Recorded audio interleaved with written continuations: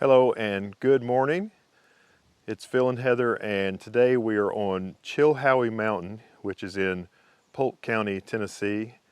That's kind of northeast of Chattanooga.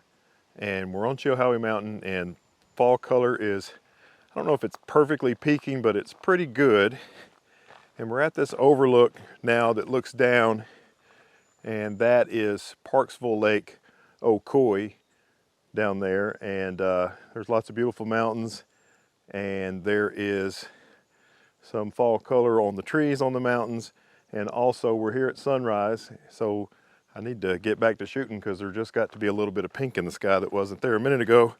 But Heather is using her Z50, and I think she has her ultra wide Tamron lens on, and I'm shooting with my Z6, and I have my 24-70 f2.8G and the FTZ adapter on mine. So let's get back to work. All right, well, this is my first shot from that overlook. This is pretty early before the sun started to shine on any of the mountains, and you know, it's just beautiful up there. And next is a panorama that I made, and this is another early shot before there's any sun on the mountains. You can see Parksville Lake and the mountains, and you can see the marina there in the foreground, and slightly to the right you can see the dam that's holding back all that water. And now we'll take a look at the full image. It was an 8 shot at 35 millimeters f8 and 1/20th of a second, and I think it turned out pretty nice. I've got another panorama later. Well, we've been up here making pictures for I guess about a half an hour, and I also made kind of a time lapse with the little Canon vlogging camera during that time, so we'll show you that at some point. But Heather's been shooting the entire time with the Z50 and her 10-24 ultra wide Tamron, and I've been shooting the whole time with the Z6 and my 24-70 medium zoom. And so what have you been doing? Mostly HDR? Yeah, I've been doing a whole lot of HDR. Yeah. Did you do any panos? No panos, because I can get up to 10 millimeters wide open on a APS-C sensor. So I mean, I can. That's like 15. 15 millimeters. Yeah, that's pretty wide. I did. You know, I don't know why I didn't bring my ultra wide with me this morning, but I just didn't. But that's okay because I like making panos, and I made 2 or 3 panos and a couple of HDRs. Most of my shots have been just kind of regular shots. I did step back up that way, up the mountain some, and take a couple of pictures of Heather while she was working with the beautiful scenic view in the background. So that was fun. And anyway, hopefully some of them will come out. Do you want to stay here some more, or do you want to go look around? Let's go look around. I think I got my shots here. Cool. All right, let's get going. Okay. Okay, so this is Heather's shot before the sun started hitting the mountains, and you can see she's got a lot of pink captured in the sky, and then a little bit later the sun started hitting the mountains and she moved a little bit further down to where we were standing in the previous clip, and she made this beautiful photograph. This is a 5-shot high dynamic range. Okay, this area right here is Parksville Lake, and when you come out here, you drive out Highway 64, you make a left right here, and you go up this mountain. This may not look like it, but this is a mountain. Also, this is a mountain right here. You go up this mountain, and this little area right here I call overlook number 1, and this is overlook number 2, and this is overlook number 3.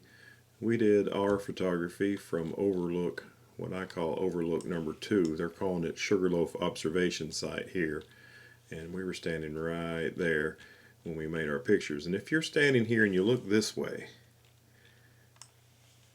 you'll see here's the marina, which you'll see in the foreground of a lot of our shots. If you look close, you can see the dam for this tiny river that's backed up to make this big lake.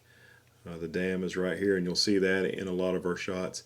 This area right here along Highway 64 becomes important later in the video.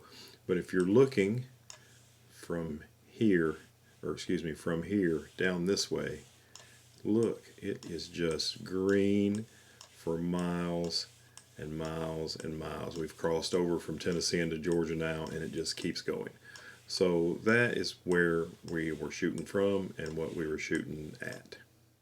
I thought it would be fun to get a photograph of Heather from a little bit further up the hill and get the beautiful view in the background. I stopped it down to f13 to try to get a little bit more in focus. And then after I did that shot, I said, hey, I want to be in one of those. So I set a timer and made one with both of us in it. And I like the way it turned out. Pretty fun.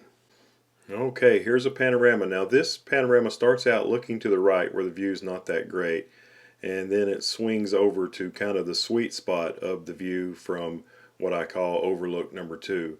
But even though there's a lot of this picture that kind of has the not great part of the view, I think the tree that's sticking out kind of balances this panorama. And now let's look at the whole thing, and you can see the best view is to the left and the not so great view is to the right, but the tree branch kind of comes down and balances the entire picture. And now here's a photograph that Heather made of me. I'm kind of standing on a rock, and there's that tree branch that was in my panorama. And I was thankful that she decided to get a picture of me.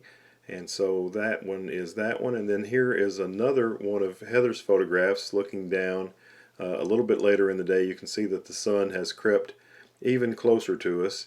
And now here is one last timer selfie that I made of both of us. The camera that's on my tripod is the little Canon where I was making some video. It didn't turn out very good, so I'll put it at the very end. And then after we moved on, I just kind of stepped into the woods and made this photograph of some color. This is handheld, that's why I'm at f4. I probably should have tripoded up to get more in focus, but it kind of looks cool with it some out of focus.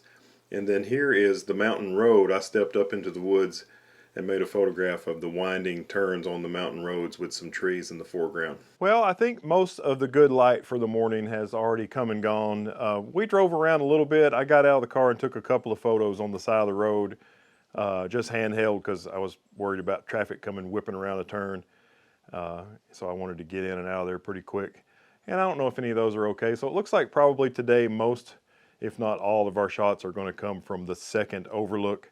The first overlook had some stuff growing up that was kind of in the way. The second overlook's the one we shot from. The third overlook is the huge panorama overlook, and I usually like to get really up high. Like I've made photographs there with the big tripod in the back of my pickup truck. So anyway, we chose the second overlook. Now we're at the fourth overlook. This is the Gazebo overlook, and it's not good. The view is not that great from here. But I love this old gazebo, this stone gazebo. It's really cool, except for the graffiti all over it. So we thought we would come here and say our goodbyes. So thanks for watching. Bonus! Bonus. Okay, so I always, or not always, but usually I'll bring a larger camera bag with me with the 200 to 500 just in case we run into some wildlife. And you know, I don't want to be, you know, if I'm not going to be a mile from the car when I'm doing my photography, I'd hate to see some wildlife and not have a wildlife lens. So I had my other bag in the car as we were driving home, and I had the D500 and the 200 to 500 in there. And as we're driving along, Heather said, "What is that giant bird?" And I didn't even see it. We kept going, and she said, "Can we turn around?" And we turned around and we drove through, we're on Highway 64. That's Parksville Lake right there. And Chilhowee Mountain is there that we were just on. And so anyway, we turned around and we drove through that pull off looking for the bird, and then we came up to this next pull off and we drove all the way through it and didn't see it. And then we turned around, and before we got back on the highway. We got back on the highway, and then I spotted it. Bald eagle, and it was right in that tree by the telephone pole. And anyway, I was able to get out and make a couple of shots of the bald eagle, so here they are. All right, so there it is, a mature bald eagle out in the wild. You know, they don't get the white head and white tail fully white until they are 5 years old. So it's nice to see a mature one, and I'm so glad that I decided to throw my 200 to 500 in the trunk. Okay, we're going to say bye for the second time now. Thanks for watching. Have a great day. We appreciate you taking the time to watch this video. If you like the content, a thumbs up is always appreciated. Subscribe, hit the bell, and we look forward to seeing you in the next one. Bye-bye.